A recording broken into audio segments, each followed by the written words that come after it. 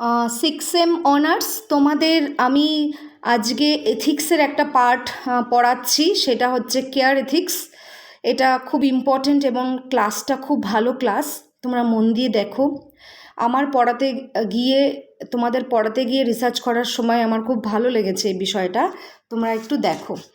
Care ethics দেখো, এটা বাংলায় লেখা আছে আসলে, কেয়ার বানানো CARE কেয়ার। হ্যাঁ, তাহলে এখানে আমরা আলোচনা করব, আমি এখানে লিখেছি, তোমরা লেখাগুলো পরে পড়ে নিও। আমরা কি আলোচনা করছি? আমরা কেয়ার এথিক্স নিয়ে এখানে আলোচনা করছি। এই যে এখানে লেখা আছে কেয়ার এথিক্স। হ্যাঁ, তো কেয়ার কথাটার বাংলা মানে আমরা জানি, কেয়ার কথাটার মানে তোমরা জানো যে যত্ন নেওয়া বা মানে সেই সব জিনিসকেই আমরা কেয়ার বলি, যেখানটায় আমরা অন্য কারোর প্রতি হচ্ছে বা আমাদের অ্যাটিটিউডে দেখা যায় যে যত্নের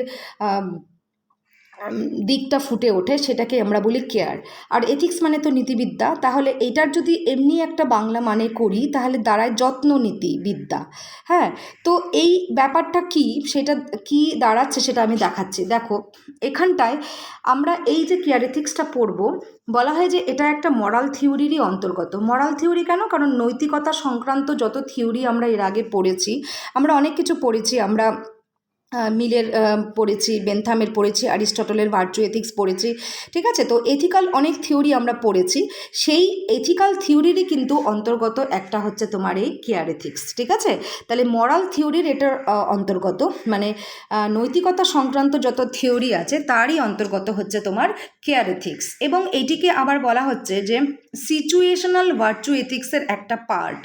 situational virtue ethics, virtue ethics তোমরা পড়েছো অ্যারিস্টটল পড়তে গিয়ে, যখন পড়েছো যে ভার্চু এথিক্স কাকে বলে। হ্যাঁ, সেখানটায় এটা ভার্চু এথিক্স শুধু না, সেটা হচ্ছে তোমার সিচুয়েশনাল ভার্চু এথিক্স। মানে ভার্চু এথিক্সটা কোনো পার্টিকুলার সিচুয়েশনে কেমনভাবে প্রয়োগ করা যায়, সেই জিনিসটাই যেন হচ্ছে আমার কেয়ার এথিক্স। হ্যাঁ, আচ্ছা, এবার যত ভেতরে ঢুকবো তত তোমাদের ভালো লাগবে জিনিসটা, দেখো।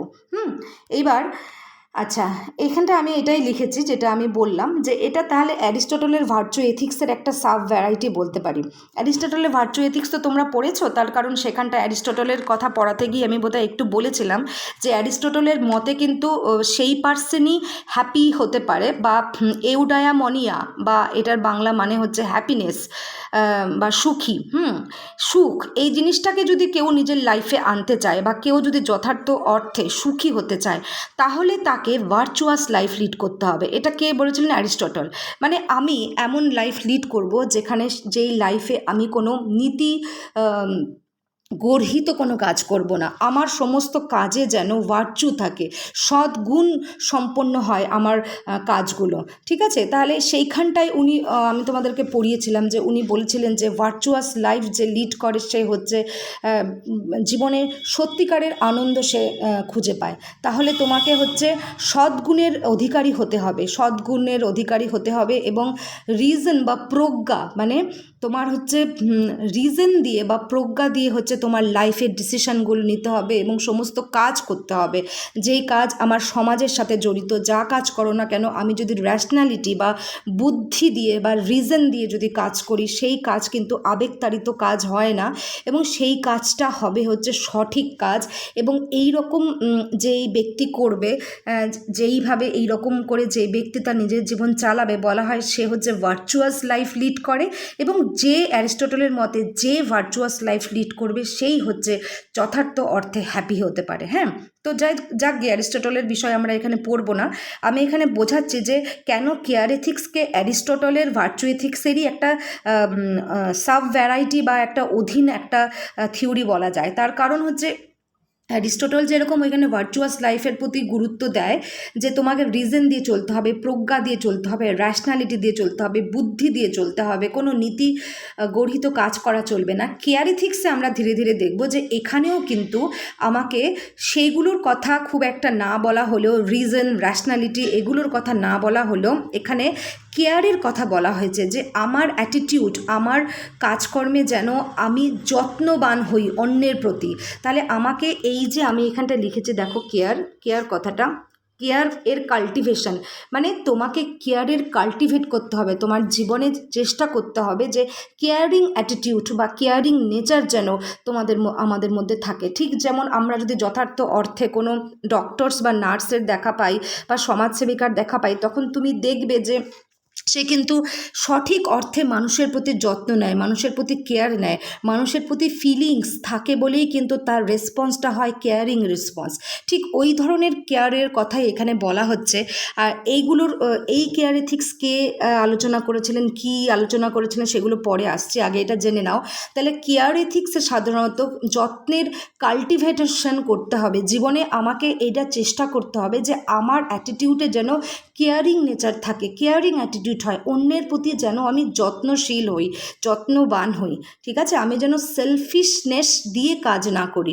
সেই জন্যই বলা হয় যে এই বৈশিষ্ট্যের জন্যই কেয়ার এথিক্সটাতে এখানটায় বলা হয়েছে যে অ্যারিস্টটলের ভার্চু এথিক্সের মতনই এটা একটা তার সাবভাগ। তার কারণ হচ্ছে অ্যারিস্টটলেরও একই কথা বলেছিলেন, কিন্তু উনি আরেকটু উপরে গিয়ে কথা বলেছিলেন যে সেখানটায় রিজন দিয়ে জীবনকে চালাতে হবে, সেখানে নীতি ছাড়া কোনো কাজ করা চলবে না। হ্যাঁ, আচ্ছা গেল এটা।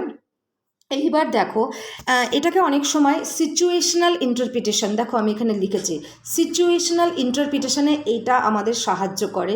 সিচুয়েশনাল ইন্টারপ্রিটেশন কি, ধরো কোনো সিচুয়েশানে তুমি কেমন কাজ করবে, তোমার কোনো বন্ধুর সাথে বা তোমার কোনো আত্মীয়ের সাথে তোমার খুব বচসা লেগেছে, এইবার সেই বচসাতে তুমি কিভাবে রিয়্যাক্ট করবে, তুমি কিভাবে তার সাথে আচরণ করবে, তার পরবর্তীকালেও সেই সিচুয়েশানটাকে তুমি ইন্টারপ্রিট কী করে করবে, সেটাও যেন অনেকটা এই কেয়ার এথিক্সই আমাকে বলে দেয় বা কেয়ার এথিক্সের মাধ্যমে আমরা জানতে পারি। আচ্ছা, এখানে আমি লিখেছি যে নডিংসের ধারণা দিয়ে শুরু করব। তো নডিংসকে তার আগে জানার আগে আমি এটার শুরুটা দিয়ে একটু আলোচনা করি। আমি যাচ্ছি, দেখো নডিংস, ইনি হলেন নডিংস, ছবিটা আপাতত দেখে রাখো। ইনি হচ্ছেন নীল নডিংস, ওনার পুরো নাম। ঠিক আছে, উনি এই কেয়ার এথিক্সটা নিয়ে খুব আলোচনা করেছিলেন, জনসমক্ষে এনেছিলেন, উনি এনেছিলেন। তার আগে এই যে যার ছবি তোমরা দেখতে পাচ্ছ তিনি হচ্ছেন এই যে যার ছবি দেখতে পাচ্ছ ইনি হচ্ছে ক্যারল গিলিগান। ইনি হচ্ছে বিশেষ করে হচ্ছে এই কেয়ার এথিক্সের মানে প্রবক্তা বলতে পারো, বা ইনি হচ্ছে কেয়ার এথিক্সটার সম্পর্কে প্রথম আনেন আর কি। এনাদের কথাই আমরা পড়ব। তবে এই কেয়ার এথিক্সটা কেন এলো সেটা পড়তে গেলে আমার ক্যারল গিলিগানের আগে যেতে হবে। হ্যাঁ, তাহলে ক্যারল গিলিগানের আগে আমরা যাই। সেখানটায় এই যে ব্যক্তিটাকে দেখতে পাচ্ছ ইনি হচ্ছে কোলবার্গ। হ্যাঁ, ইনি হচ্ছেন, ওনার নাম হচ্ছে কোলবার্গ, লরেন্স কোলবার্গ পুরো নাম এখানে আমি লিখিনি, LAWRENCE। তো লরেন্স কোলবার্গ ইনি একজন সাইকোলজিস্ট ছিলেন। এটা খুব সম্ভবত কত শতকে, এটা ঠিক আমার এখন মনে পড়ছে না। যাই হোক, এই যে লরেন্স কোলবার্গের সম্পর্কে আমরা একটু জেনে নিই। ইনি হচ্ছেন তোমার একজন সাইকোলজিস্ট, তোমার এবং ইনি হচ্ছে সাইকোলজিক্যাল দিকে নিয়ে যখন আলোচনা করতেন তখন তিনি একটা খুব ভালো থিওরি দিয়েছিলেন, সেটা হচ্ছে মরাল ডেভেলপমেন্টের একটা থিওরি তিনি দিয়েছিলেন। এর কথা বলছি, এই তোমার কোলবার্গের কথা বলছি। হ্যাঁ, কোলবার্গ একটা মরাল ডেভেলপমেন্টে, যে এখানটা লিখেছি মরাল ডেভেলপমেন্টের একটা থিওরি দিয়েছিলেন। এই থিওরিতে তিনি যেই কথা বলেন, এই যে এই পার্টগুলো আমি আসবো, pre conventional, conventional, post conventional, মানে ইনি এইটা কি বলেছেন, এই যে ইনি ব্যাখ্যা করেছিলেন, সেই ব্যাখ্যাতে তারই স্টুডেন্ট, এই যে যার নাম আমি একটু আগে বললাম ক্যারল গিলিগান্স, এনার স্টুডেন্ট ছিলেন। ইনি এনার সাথে সহযোগিতা করতেন, লরেন্সের সাথে কাজ করতেন, লরেন্সকে অ্যাসিস্ট করতেন, এবং লরেন্সের তিনি ছিলেন স্টুডেন্ট, ছাত্রী। এবং পরবর্তীতে দেখা যায় যে তিনি লরেন্স তার যে গুরু যে কোলবার্গ, সেই কোলবার্গের যে মরাল ডেভেলপমেন্ট সংক্রান্ত যে থিওরিটা, সেই থিওরিটা কোনো জায়গায় তিনি মানতে পারেননি। সেই থিওরিটার বিরোধিতা করতে গিয়েই কিন্তু এই কেয়ার এথিক্সের জন্ম। ঠিক আছে, এই যে আমরা কেয়ার এথিক্স যেটা তোমাদের সিলেবাসে দিয়েছে সেটা ক্যারল গিলিগান আনলেন। কেন? কারণ তার টিচার বা তার গুরু বা তার গাইড যিনি ছিলেন, তিনি যে থিওরি দিয়েছিলেন মোরাল ডেভেলপমেন্ট সম্পর্কে, সেইটাতে তিনি একমত ছিলেন না বলেই তারপরে তিনি হচ্ছে তার কেয়ার এথিক্সের কথা বললেন, যে না, আমি এইটা মানি না, আমি যেই এথিক্সটা মানি, আমি যেই নীতিবিদ্যাটা মানি, সেটার নাম হচ্ছে কেয়ার এথিক্স। এটার পরে ব্যাখ্যা করছি, আগে তাহলে আমরা জেনে নিই। কোলবার্গ কী বলেছিলেন? দেখো, কোলবার্গ একজন সাইকোলজিস্ট। তো কোলবার্গের থিওরি কিন্তু খুব বেশি ইনফ্লুয়েন্সিয়াল, আজও খুব বেশি ইনফ্লুয়েন্সিয়াল। এখনও দেখা যায় যে কোলবার্গের বিভিন্ন থিওরি দিয়ে বিভিন্ন মানে মনোজগতের মনোবিদ্যার জগতে বা মনের বিভিন্ন খুঁটিনাটি জিনিস যখন আমরা খুঁজে বার করি, তখন ওনার থিওরিগুলো ভীষণভাবে ইনফ্লুয়েন্সিয়াল। এই যে একটা থিওরি তিনি দিয়েছিলেন, এটা সেই সময় খুব বেশি পপুলার হয়েছিল। মরাল ডেভেলপমেন্টের বাংলা মানে যদি আমি করি, তাহলে বাংলা মানেটা দ্বারা হচ্ছে নৈতিক উন্নতি। হ্যাঁ, নৈতিক উন্নতি ব্যাখ্যা করতে গিয়ে তিনি 3টা স্টেজের কথা বলেন। দেখো, আমি এখানে লিখেছি pre conventional, conventional and post conventional. হ্যাঁ, ইনি বলেছেন একটা ব্যক্তি ছোট থেকে ধর 9 বছর বয়স থেকে 9 বছর বয়সের একটা স্টেজ তিনি ধরেছেন। তারপরে সে যখন অ্যাডোলেসেন্স পিরিয়ডে যায়, ধরো 13, 14, 15, এবং তারপরে সে যখন অ্যাডাল্ট হয়, এই 3টা স্টেজে তিনি বলেছেন যে মানুষের নৈতিক দিকটাতে দেখা যায় পরিবর্তন দেখা যায়। ঠিক আছে, মানে আমি নীতিগতভাবে কিভাবে বিহেভ করব। ধরো তুমি 9 বছর বয়সে, আমি তো অত নীতি কথা জানতাম না, 9 বছর বয়সে নৈতিকতা কী, নৈতিকতা দিয়ে কাজ কিভাবে করব, ন্যায় কাকে বলে, অন্যায় কাকে বলে, ততটা আমার তখন থাকে না বোধটা। তো ওই সময় আমার যে নীতিবোধ, তারপরে যখন আমি অ্যাডোলেসেন্ট পিরিয়ডে পেরোবো, তখন কিন্তু আমার নীতিবোধটা আরও একটু পরিবর্তন হবে। তখন আমি মানে সেই স্টেজে পৌঁছাচ্ছি যেখানটায় হচ্ছে আমি সামাজিক ন্যায়নীতির বোধগুলো আমার মধ্যে ধীরে ধীরে আমার মধ্যে ইনপুট হচ্ছে। হ্যাঁ, তারপরে যখন আমি অ্যাডাল্ট হচ্ছি, আমি যখন প্রাপ্তবয়স্ক হচ্ছি, তখন তো আমি সম্পূর্ণই জানি যে মোরালিটি কী জিনিস, নৈতিকতা, অন্যায়, ন্যায় কী জিনিস। তো কোলবার্গ খুব ভালো কথা বলেছিলেন সেই সময়, যে মানুষের যে এই নৈতিক স্তর, মানুষের যে এই নৈতিক ডেভেলপমেন্ট বা মোরাল ডেভেলপমেন্ট, মানে রাদার তিনি যে কথাটা বলেছেন যে নৈতিকতার যে পরিবর্তন, সেটা কিন্তু 3টে স্টেজে হয়। 3টা স্টেজে তিনি দেখিয়েছেন কিভাবে হয়। হ্যাঁ, আমার নৈতিক ব্যবহার 9 বছর বয়সে নিশ্চয়ই একরকম ছিল। 9 বছর বয়সে যদি আমাকে কেউ একটা খাবার জিনিস দিত, তো আমি ধরো আমার অন্যের খাবার জিনিসটাও নিয়ে নিতে কুণ্ঠাবোধ হয়তো করতাম না। আমি ভাবতাম যে ওটা লোভনীয়। অন্যের জিনিস যে নিতে হয় না, সেই বোধটা নিশ্চয়ই আমার 9 বছর বয়সে হবে না, বা 7-8 বছরে হবে না। সেটা হয়তো আমার অ্যাডোলেসেন্ট পিরিয়ডে হবে। তাহলে আমার নৈতিক আচরণটা দেখো 9 বছরে একরকম হলো, বা ওই কম বয়সে একরকম হলো। যখন আমি টু ইয়াং, তা আরেকটু বড় যখন হলাম, তখন আমার নৈতিক ব্যবহার পরিবর্তন হচ্ছে। আবার আমি যখন একদম প্রাপ্তবয়স্ক, তখন কিন্তু আমার নৈতিক ব্যবহার সম্পূর্ণ আলাদা হবে। তো স্বাভাবিকভাবেই দেখা যায় যে উনি একটা 3টা স্টেজের কথা বলেন, pre conventional, conventional and post conventional. হ্যাঁ, আচ্ছা, এই প্রি কনভেনশনাল লেভেল 1, দেখো এখানে ইংলিশে লেখা আছে, সেইগুলো আমি বাংলায় বলছি। লেভেল 1-এ তিনি রেখেছেন হচ্ছে প্রি কনভেনশনাল মোরালিটি। লেভেল 2 দেখো কনভেনশনাল মোরালিটি, এবং লেভেল 3-তে আছে হচ্ছে পোস্ট কনভেনশনাল মোরালিটি। তাহলে লেভেল 1 যেটা আমি বললাম, যখন পিপল আর থাকে, যখন আমরা থাকি হচ্ছে টু ইয়াং, যখন আমরা থাকি, তখন কি হয়, স্টেজ 1-এ কেমন অ্যাটিটিউড হয় সেটা দেখো। Obedience and punishment, behaviour driven by avoiding punishment. মানে এই যে সময়টা হয়, সেই সময়টা বলা হয় যে আমি যেই বয়সটার কথা আমি বললাম, যেটা কোলবার্গ বলেছেন, এই 9 বছর, 8 বছর, 7 বছর, সেই সময় কি হয়, সেই সময় যেন আমার অ্যাটিটিউড অনেকটা থাকে মানে অ্যানিমেলিস্টিক। হ্যাঁ, মানে কেন এটা হচ্ছে অ্যানিমালিস্টিক কেন বলছি, মানে জান্তব প্রকৃতির। মানে সেই সময়টা শুধু মনে হয় যে আমার নিজের জিনিসটা কী করে হলো, আমার নিজের খেলনা, আমার নিজের জিনিস, আমার নিজের জামা কাপড়, আমার নিজের ভালো লাগার জিনিস, ওই সময়টা যেন আমরা শুধু ওই রকম কথাই বুঝি, মানে নিজের প্রয়োজন, নিজের চাহিদাটার দিকেই শুধু দেখি। তাই বলা হয় যে এই স্টেজটা যেন অনেকটা অ্যানিমালিস্টিক স্টেজ, যেখানটা হচ্ছে মানুষ, বা মানুষ বলবো কেন, ছোট তখন ইয়াং একজন শিশু, বা সে তখন শুধু নিজের তাগিদটাই ভাবে। এবং এইখানটায় যেন, তাই তুমি ওখানে দেখো যেমন লেখা আছে individual interest, behaviour driven by self interest and rewards. এখানটায় কিন্তু আমার নিজের ইন্টারেস্টটাই বেশি দেখা যায়, যে আমি নিজে কতটা চাহিদা আমার পূরণ হচ্ছে, আমার মা আমাকে কতটা চাহিদা পূরণ করছে, মা আমাকে বকছে কিনা, বাবা আমাকে বকছে কিনা, বা পেরেন্টসরা আমাকে বকছে কিনা, এই পানিশমেন্ট, এইগুলো অ্যাভয়েড করার টেন্ডেন্সি থাকে। যে এবং শুধুমাত্র আমার টেন্ডেন্সি থাকে হচ্ছে যে ওই সময়টা টেন্ডেন্সি থাকে যে কী করে আমি নিজের জিনিসগুলো পাবো। হ্যাঁ, লেভেল 1, কারণ সেই সময় তখন টু ইয়াং থাকে, কোলবার্গ বলেছেন। তো এই সময় নৈতিক বিহেভিয়ার বলতে কোনো কিছু থাকেই না, শুধু মানুষ ইন্টারেস্টের পেছনে দৌড়ায়, শুধু নিজের সার্ভাইভালটাই দেখে, যে আমার কিসে ভালো লাগছে, আমার কি ভালো লাগছে সেটাই। এবার লেভেল 2তে যখন আমি পৌঁছাচ্ছি, তিনি বললেন সেখানে interpersonal behaviour driven by social approval.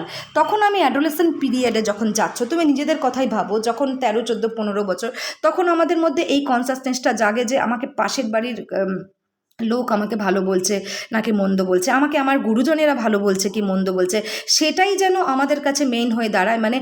মানে অন্য ব্যক্তির অ্যাপ্রুভাল যেন আমার জীবনে খুব বেশি ইম্পর্টেন্স পায় তখন। যে আমার টিচার, কোনো টিচার যদি বলে যে এ খুব ভালো, আমাকে যদি খুব ভালো বলছে, তখন আমার খুব ভালো লাগে। তাহলে আমার তখন অ্যাটিটিউডটা থাকে, আমার নৈতিক ব্যবহার এমন থাকে যে অন্যে আমার উপর কীরকম রেসপন্স করছে, অন্যে আমার সম্পর্কে, অন্য ব্যক্তি বা অপর ব্যক্তি আমার সম্পর্কে কী ভাবছে, অপর ব্যক্তির অ্যাপ্রুভালটা যেন আমার কাছে খুব ইম্পর্টেন্ট হয়ে দাঁড়ায় এই সময়টায়। সেই জন্য এখানটায় দেখো, এখানে লিখেছে যে অথরিটি, এই যে এই জায়গাটা দেখো, authority behaviour driven by obeying authority and conforming in social order.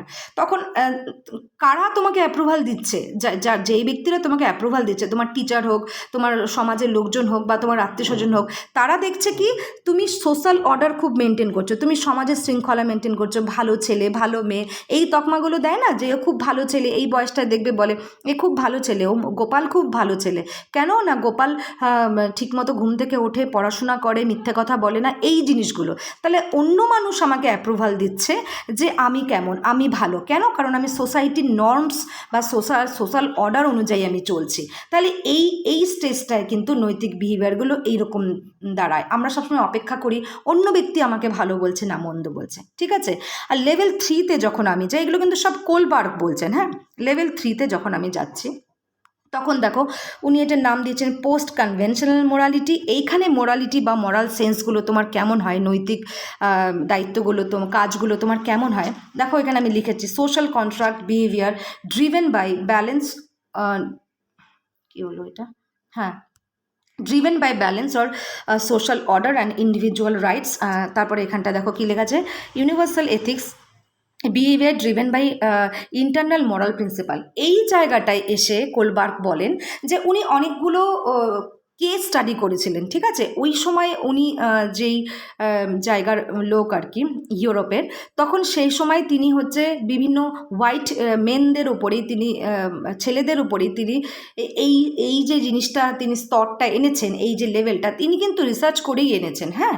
সাইকোলজিস্টরা যা কিছুই আনেন তারা কিন্তু রিসার্চ করে, তারা কিন্তু অবজার্ভ করে। তারপর তো তিনি দেখেছিলেন যে এই স্টেজটায় আস্তে আস্তে, মানে মানুষ যখন অনেকটা অ্যাডাল্ট হয়ে যায়, তখন কিন্তু দেখা যায় যে মানুষ মোরালিটি দিয়ে চলতে চায়। তখন সে ভাবে যে কোন নীতি আছে, এই যে ইউনিভার্সাল লিখলাম, ইউনিভার্সাল নীতির ওপরে মানুষ জোর দেয়। ইউনিভার্সাল নীতি মানে কি? এমন নীতি যেটা দেশের বা সমাজের বা পরিবারের বা মানে পুরো যত মানুষ আছে সবার প্রতি বর্তায়, সবার প্রতি যেটা মানে প্রযোজ্য। যেমন যখন আমরা বলি যে সত্য কথা বলবে, সৎ পথে চলবে, এই যে কথাগুলো, এগুলো কিন্তু সবার জন্য প্রযোজ্য, হ্যাঁ। আমার জন্য এক, তোমার জন্য আরেক নয়। তো এই স্টেজে এসে তিনি বলেছেন যে তখন রিজন দিয়ে মানুষ নিজের জীবনকে চালায়। ওই যে অ্যারিস্টটল যে বলেছিলেন মানুষ রিজন দিয়ে চালায়, তখন বুদ্ধি দিয়ে চালায়, তখন কিন্তু আবেগ তাড়িত হয় না, হ্যাঁ। তখন এই যে লেভেল 1 আর লেভেল 2, এই স্টেজটাকে কিন্তু সে তখন কিন্তু ব্যালেন্স করতে শেখে।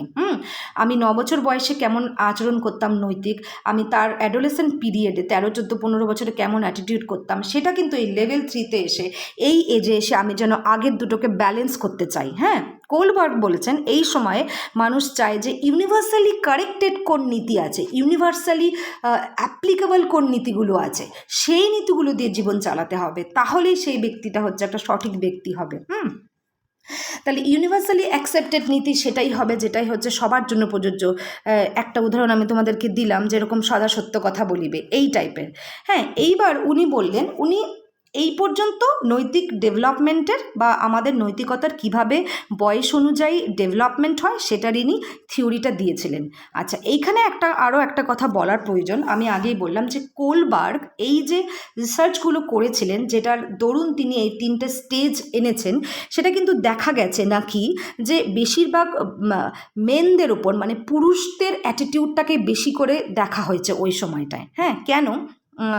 ক্যারলবার্গের আপত্তি এখানটায়, ক্যারল গিলিগানের আপত্তি এখানটায় ছিল। সেটা আমি পরেতে আসছি। একটা উদাহরণ আমি দিই, তাহলে বুঝতে পারবে যে কেন। উনি একটা উদাহরণ, ওনার এই স্টেজটা দিতে গিয়ে একটা উদাহরণ দেওয়া যায়। ওই সময় ধরো ইউরোপের এক ব্যক্তি, হাজব্যান্ড ওয়াইফ, ঠিক আছে, তার স্ত্রী, ব্যক্তির নাম হেইন্স। এই উদাহরণটা ওইখান থেকেই পাওয়া, ওনার কাছ থেকেই পাওয়া, কোলবার্গের থেকে। এইবার বা ওই সময় সাইকোলজিস্টদের কাছ থেকেই পাওয়া এটা। হেন্স তার স্ত্রী খুব অসুস্থ, তার স্ত্রীর জন্য এমন একটা ড্রাগ দরকার যেটা সদ্য সদ্য কি একটা সংস্থা ধরো আবিষ্কার করেছে, তার মালিক, সংস্থার মালিক ধরো আবিষ্কার করেছে, এবং সে ওইটার দাম রেখেছে 3 গুণ ডবল। হ্যাঁ, এইবার ধরো ওকে বাঁচাতে গেলে, হেন্স দেখছে যে তার স্ত্রীকে বাঁচাতে গেলে ওই ড্রাগটা খুব বেশি দরকার। এবার তিনি কি করলেন, তিনি গিয়ে তাকে রিকোয়েস্ট করলেন যে আমার মাই ওয়াইফ ইজ ডাইং, তো আপনি যদি এইটা একটু কম দামে দেন, কারণ আমি যতভাবে জোগাড় করেছি কেন, আমি হাফই জোগাড় করতে পেরেছি টাকা। হ্যাঁ, হয় না, এগুলো তো আমাদের সিচুয়েশনাল, এই সিচুয়েশনগুলোতে তো আমরা পড়ি।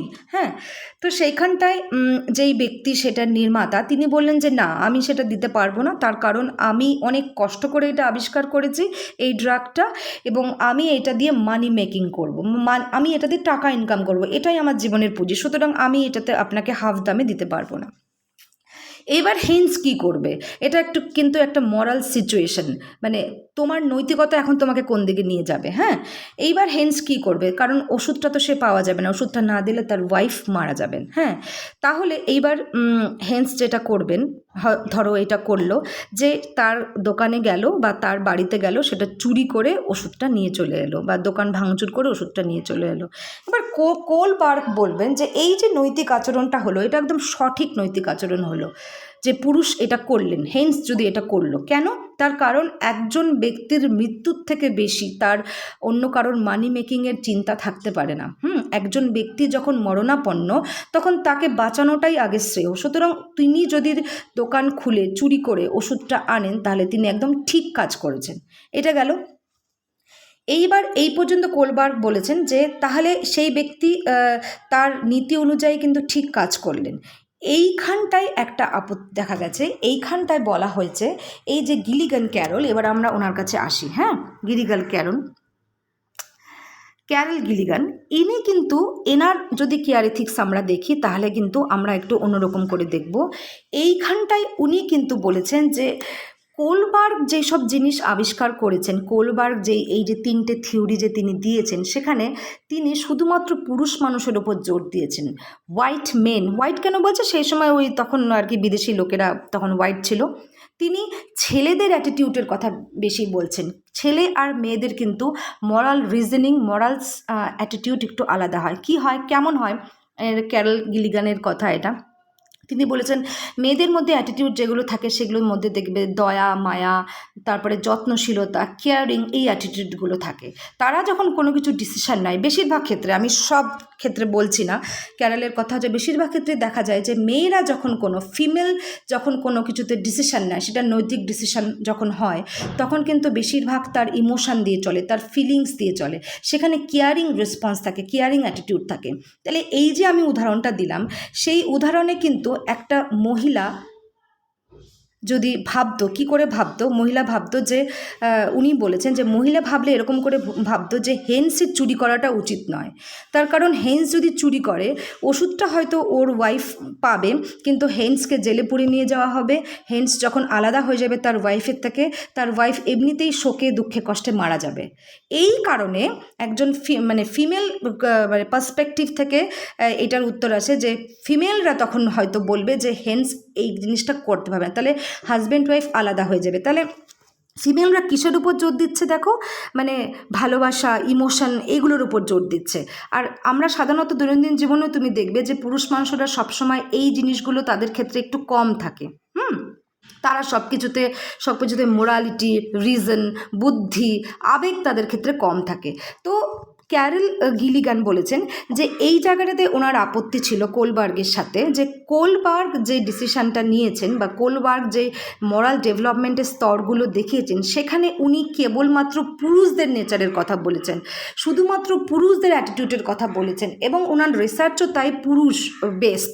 সুতরাং এটা জেন্ডার বায়াসড একটা, কারণ একটা পার্টিকুলার জেন্ডারের কথা বলা হয়েছে, কারণ ফিমেলদের অ্যাটিটিউড, ফিমেলদের মরাল সেন্স কিন্তু আলাদা, তাদের মধ্যে কিন্তু ওই সবের বদলে তারা কোনো একটা ডিসিশন নিতে গিয়ে যতটা না তারা সোসাইটি দেশের কথা ভাববে, ততটা সে তার নিজের আবেগের কথা ভাবে, নিজের মনের কথা ভাবে, কেয়ারের কথা ভাবে, ভালোবাসার কথা ভাবে। হ্যাঁ, সেইখানটাতে আপত্তি দিয়ে এইবার আমরা চলে আসি তাহলে ক্যারেল গিলিগান, যার কেয়ার এথিক্স। ইনি কে আগে জেনে নিই। ইনি হচ্ছেন একজন আমেরিকান ফেমিনিস্ট, এথিসিস্ট এবং সাইকোলজিস্ট। হ্যাঁ, নারীবাদী এবং তিনি নীতিবিদ এবং হচ্ছে সাইকোলজিস্টও, কারণ ওনার ছাত্রী ছিলেন। ইনি হচ্ছে মানে পরিচিতি লাভ করে এইটার জন্যই, মানে লরেন্স কোলবার্গের সাথে উনি কাজ করতেন এবং তার এই থিওরিটার যখন তিনি বিরোধিতা করলেন, এটা দিয়েই তার পরিচিতি। এবং সেই সময় তিনি একটি বই লিখেছিলেন 1982-তে, যে তোমরা এখানে দেখতে পাচ্ছ, বইটার ছবিও আমি এখানটা দিয়েছি, ইন আ ডিফারেন্ট ভয়েস। কেন এটা? কারণ উনি এটার কোলবার্গের বিরোধিতা করে উনি কথাগুলো বলেছিলেন, যা বলেছেন সেটা বলছি। এই যে বইটা, বইটা দেখো তোমরা একটু, ইন আ ডিফারেন্ট ভয়েস, এটা খুব পপুলার হয়েছিল ওই সময় বইটা, যেখানটায় তিনি বলেছিলেন যে মেল আর ফিমেলদের মরাল রিজনিং আলাদা, মরাল অ্যাটিটিউড আলাদা, তাদের নৈতিক অ্যাটিটিউড আলাদা। কোলবার্গ যেটার স্টেজ দেখিয়েছেন সেটা শুধুমাত্র ছেলেদের ক্ষেত্রেই বেশি করে আনা হয় এবং সেখানে ফিমেলদের অ্যাটিটিউডকে যেন বাদ দিয়ে করা হয়েছে, ফিমেলদেরকে বাদ দিয়ে করা হয়েছে। সুতরাং এটা সঠিক হয়নি, মেল ফিমেল উভয়ের কিন্তু বৈশিষ্ট্য কিন্তু এখানে দেখানো হয়নি কোলবার্গের থিওরিতে।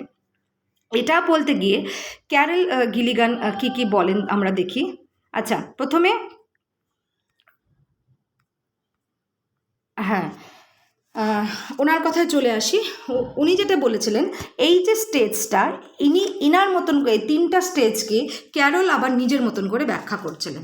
ঠিক আছে, এইটা আমি ছকটা আমি আঁকিনি, তবে আমি এটা মুখে বলে দিচ্ছি, তাতেই তোমাদের কাজ হয়ে যাবে। ক্যারল বলেছিলেন এই যেটাতে কোলবার্গ বললেন যে লেভেল 1 বা যখন মানুষ খুব টু ইয়াং থাকে, তখন কি হয়, তখন জান্ত প্রকৃতিটা থাকে, শুধুমাত্র নিজের চাহিদা পূরণ করার নেশা থাকে। ক্যারল বললেন হ্যাঁ, এই সময় মানুষের এই অ্যাটিটিউডটা থাকে, সেই সময় শুধুমাত্র নিজের ইন্টারেস্টের কথা ভাবে।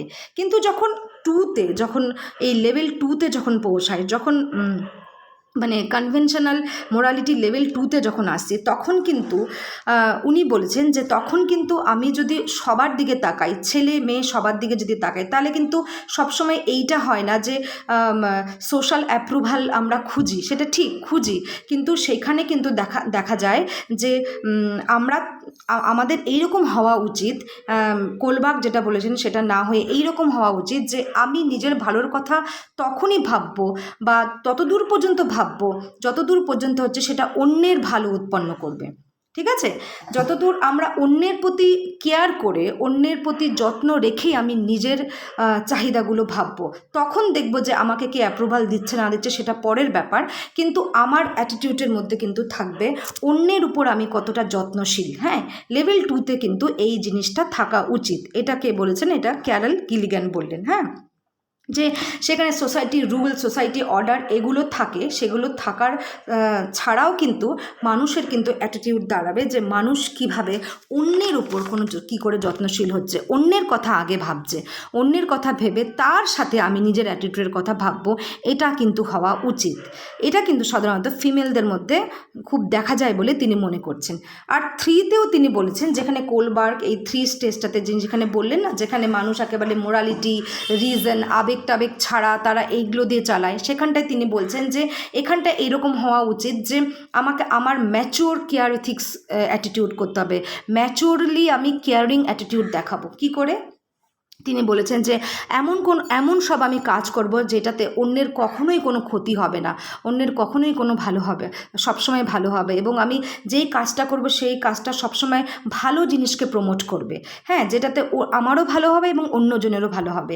সেখানটায় যদি আমি যে কোলবার্গ যে বলেছেন সেখানে র্যাশনালিটি, মোরালিটি দিয়ে মানুষ ডিসিশান নেয়, সেখানে যদি আমি তার বদলে ইমোশন, ফিলিংস দিয়ে ডিসিশানটা নিই, সেটাই কিন্তু হওয়া উচিত। কারণ এই সময়টায় কিন্তু আমার মধ্যে কেয়ারিংয়ের অ্যাটিটিউডটা কাল্টিভেট করা উচিত, আমার মধ্যে চেষ্টা করা উচিত কি করে কেয়ারিং অ্যাটিটিউডটা আসে, আমি কি করে অন্যের জন্য ভাববো।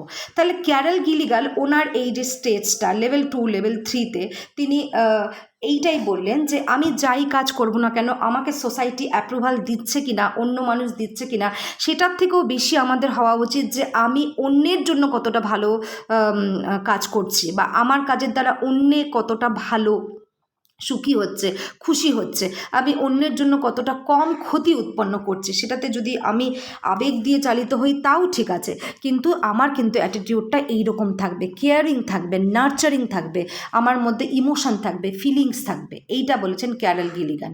ঠিক আছে, এইবার আমরা আসি ক্যারেল গিলিগানস এর মতন সেম কথা বলেছেন হচ্ছে তোমার এইটাকে তাহলে কেয়ার এথিক্স বলছে। বুঝতে পেরেছো যে আমার এথিক্যাল বা আমার হচ্ছে মোরালিটির সেন্সটা এমন থাকবে, আমি কাজ এমন করব যেখানে আমার সবসময় হচ্ছে আমি কেয়ারিং হব অন্যের প্রতি, তুমি পরিবারের লোকেদের প্রতি, তুমি সমাজের লোকেদের প্রতি, সবার লোকেদের প্রতি যেন আমার কেয়ারিং অ্যাটিটিউড থাকে, আমি যেন অন্যের কথা ভেবে কাজ করি, সেইটাই হচ্ছে কেয়ার এথিক্স। এবার এই সেম কথা নেল নডিংসও বলেছেন। এই যে এই মহিলাকে দেখতে পাচ্ছ, ইনি হচ্ছে নেল নডিংস। ইনি একজন হচ্ছে আমেরিকান ফেমিনিস্ট, এডুকেশনাল লিডার এবং ফিলোসফার ইনি ছিলেন। ঠিক আছে, ওনাকে অনেক কিছুর জন্য জানা যায়, উনি ফিলোসফি অফ এডুকেশনাল অনেক থিওরি দিয়েছিলেন এবং বিশেষ করে কেয়ার এথিক্সের আলোচনা তিনিও করেছিলেন, তিনিও এটার সপক্ষে ছিলেন, সেই জন্য ওনার নাম বিশেষ করে মানে পরিচিতি লাভ করে। আচ্ছা, নোডিংসের কথাগুলো দেখো, নোডিংসও খুব সুন্দর কথা বলেছেন। নোডিংস বলেছেন যে এই কেয়ার এথিক্সের সমর্থনে কথা বলতে গিয়ে তিনি বলেছেন যে আমাদের মধ্যে তো অনেক এই যে আমি টার্মটা লিখেছি দেখো, মরাল ডিলেমা, আমাদের যখন মরাল ডিলেমা হয় মানে নৈতিক সমস্যা হয় যে কি করব, এই কাজটা করব না এই কাজটা করব, অনেক সময় হয় না যে এই কাজটা করলে ওর ভালো হবে, এই কাজটা করলে আমার ভালো হবে, যে তখন আমাদের অনেক সময় এরকম সিচুয়েশন আসে, আমি বলবো যে তখন আমরা ডিলেমার মধ্যে পড়ে যাই, মোরাল ডিলেমা, নৈতিক কোন কাজটা আমি করব। তিনি বলেছেন এইগুলো কিন্তু অনেক সবসময় দেখা যায় যে আমি টার্মটা এখানটা লিখেছি দেখে নাও, এইটা কিন্তু রিলেশনাল ডিলেমা। মরাল ডিলেমাগুলো প্রায়ই রিলেশনাল ডিলেমা। কেন? কারণ আমরা যখন অন্য ব্যক্তির সাথে রিলেশনে থাকি না, রিলেশন বলতে সেটা তোমার বাবা মা, পরিবারের লোকজন হতে পারে, সমাজের লোকজন হতে পারে, বা অন্য যাকে তুমি চেনো না তার সাথে জাস্ট তোমার খালি চেনা পরিচিতি বন্ধুত্ব সেটাও হতে পারে। তাহলে যখনই কোনো মানুষের সাথে আমার সম্পর্কের দরুনই কিন্তু আমার মরাল ডিলেমা বা নৈতিক সমস্যাগুলো হয়। ঠিক আছে, আমার ছেলেকে আমি বেশি ভালোবাসবো না আমি শাসন করব, আমার আমার আমার ছেলে মেয়ের মধ্যে আমি ভেদ করব না। ঠিক আছে, আমার দুজন বন্ধুর মধ্যে একজন সদ্গুণের অধিকারী একজন অসদ্গুণের অধিকারী, আমি কার সাথে থাকবো, এই যে ডিলেমাগুলো অনেক সময় হয়, আরও অনেক ধরনের, এগুলো আমি উদাহরণ দিলাম। এইগুলো কিন্তু আসলে কেন হচ্ছে, কারণ আমরা যেহেতু সোসাইটিতে বা পরিবারে অন্য কারোর সাথে রিলেটেড, মানে আমার সাথে সর্বদা একটা মানুষ সবসময় জড়িত, একটা পার্সন সবসময় জড়িত থাকেই বলেই কিন্তু আমার এই ডিলেমাগুলো তৈরি হয়। তার জন্য নেল নডিংস বললেন যে এটা কিন্তু রিলেশনাল ডিলেমা, এই যে সমস্যাগুলো এটা আমার একার দরুন কিন্তু হচ্ছে না। ধরো পৃথিবীতে আমি একা, তাহলে কিন্তু আমার কোনোদিনই কোনো নৈতিক সমস্যা হবে না, আমি যা খুশি করি না কেন আমি আমার নিজের জন্য করছি, সেখানে তো আমি একা। কিন্তু যখনই আমি রিলেটেড হব উইথ সামওয়ান এলস, তখনই কিন্তু আমার ডিসিশান নিতে হবে যে আমি সঠিক করছি না ভুল করছি। তাহলে কখনো নৈতিকতা একাকে দিয়ে হয় না, নৈতিক আচরণ একার সিদ্ধান্ত হতে পারে না, সেখানে অন্য মানুষের জীবন জড়িত, অন্য মানুষের সব কিছু জড়িত আছে। তাই এইগুলো ডিলেমাগুলো যখন হয়, সমস্যাগুলো যখন হয়, তখন কিন্তু সেগুলো হয় হচ্ছে আমার রিলেশনাল ডিলেমা। কে বলছেন এটা? নেল নডিংস বলছেন। ঠিক আছে, তিনি যা বলতে চেয়েছেন তা হলো যে আমরা যখন ডিলেমার মধ্যে পড়ি তখন আমরা বুঝে উঠতে পারি না যে একটা পার্টিকুলার সিচুয়েশনে কি করব। ঠিক আছে, ধরো তোমার খুব প্রিয় একজন বান্ধবী যে তোমাকে বলছে যে কোনো একটা কাজে জন্য তার দরকার, সেই জন্য ধরো বাড়িতে তোমাকে বলছে মিথ্যা কথা বলতে। এইবার তুমি মিথ্যা কথা বললেও বাড়িতে বকা খাবে না, মিথ্যা কথা বললেও খাবে না, না বললেও বকা খাবে বাড়িতে। সেইবার তুমি কি করবে? তখন তুমি বুঝে উঠতে পারো না, তাহলে তোমার সাথে ওর বন্ধুত্ব, তাহলে এই বন্ধুত্বের কারণেই কিন্তু আমি ডিলেমাতে পড়ছিলাম যে আমি কি বলবো, মিথ্যা কথা বলবো ওর বাড়িতে গিয়ে ওর হয়ে, নাকি বলবো না। তাহলে এই সিচুয়েশনে তখন আমি কি বিহেভ করব আমি বুঝে উঠতে পারি না। তখন এই সমস্যাগুলো আমাদের হয় বলে নেল নডিংস ইনি বললেন। তখন আমরা কি করি, তখন তিনি বললেন এই সময়টা কিন্তু আমি যদি অনেক সময় দেখা যায় কারোর জীবন বাঁচাতে গিয়ে অনেক সময় অনেক কাজ করতে হয়, সেটা হয়তো আমার নীতিগত নাও হতে পারে। হ্যাঁ, কারোর জীবন বাঁচাতে গিয়ে বা কোনো অনেক সময় দেখা যায় কোনো ভালো কাজ করতে গিয়ে হয়তো একটু সামান্য মিথ্যে কথা বা সামান্য একটু নীতিগর্হিত কাজ অনেক সময় করতে হয়। অনেক সময় সেটা মানুষ করে, দেখে তাতে অন্যের মানুষের যদি সত্যিই ভালো হয় সত্যিকারে, তাহলে তাহলে কিন্তু মানুষ করে। তখন বলেছেন তাই জন্য নীল নডিংস বলেছেন যে সবসময় কান্টের ক্যাটেগরিক্যাল ইম্পারেটিভ, আচ্ছা কান্টের আচ্ছা এই যে এইখানটা দেখো, কান্টের ক্যাটেগরিক্যাল ইম্পারেটিভ বা গ্রেটেস্ট হ্যাপিনেস, এই নীতির পিছনে কিন্তু সবসময় আমরা ছুটতে পারি না। কান্টের ক্যাটেগরিক্যাল ইম্পারেটিভে কী বলা আছে, 3টে ইম্পারেটিভ তোমরা পড়েছিলে, যেখানে সামারি করলে এটাই দাঁড়ায় যে আমি এমন কোনো কাজ করব না যেটা ইউনিভার্সালি বা সমাজে যেটা বিরোধী। ঠিক আছে, সমাজ আমাকে যে নীতিটা ঠিক করে দিয়েছে যেটা সবার জন্য প্রযোজ্য, আমি সেই কাজই করব, তাতে আমার প্রাণ যাক, আমার বন্ধুর প্রাণ যাক, আমার সন্তানের প্রাণ যাক, যাই যাক না কেন সেটা ক্যাটেগরিক্যাল ইম্পারেটিভ। আমি এমন কাজ করব যেটা আমি সবাইকে বলতে পারবো যে তুমিও করো, এইগুলো ক্যাটেগরিক্যাল ইম্পারেটিভ। আর গ্রেটেস্ট হ্যাপিনেসের প্রিন্সিপাল কি, যে এমন কাজ উৎপন্ন করো যাতে বেশি থেকে বেশিরভাগ লোকের সুখ উৎপন্ন হয়, বা সেক্ষেত্রে যদি আমি আনহ্যাপি থাকি তাও যেন হয়। এই গ্রেটেস্ট হ্যাপিনেস বা ক্যাটেগরিক্যাল ইম্পারেটিভ সবসময় কিন্তু মানুষ কিন্তু এইভাবে কিন্তু চলতে পারে না। এমন অনেক সময় ডিসিশন নিতে হতেই পারে যে এখানে হচ্ছে আমি নিজের মতন করে ডিসিশন নিলাম। ঠিক আছে, আমার বাড়ির লোক আমাকে বলছে যে একটা পার্টিকুলার পড়াশোনা করতে, আমি সেখানে ডিসিশন না নিয়ে নিজের মতো ডিসিশন নিলাম যে না আমি এই বিষয়টাতেই পড়বো, কারণ আমার এইটাতে মনোযোগ বেশি। তাহলে অনেক সময় আমরা সবসময় সোসাইটি বা ইউনিভার্সাল নীতি বা সবসময় যেটা মানে এই নীতির দিয়ে কিন্তু সবসময় আমরা বিহেভ করতে পারি না। নীল নডিংস বললেন আমাদের কিন্তু নিজের মতন করেও ডিসিশন নিতে হয়, কারণ আমার যখন নৈতিক সমস্যা হয় তখন আমার সমস্যাটা আমার, তোমার সমস্যাটা তোমার।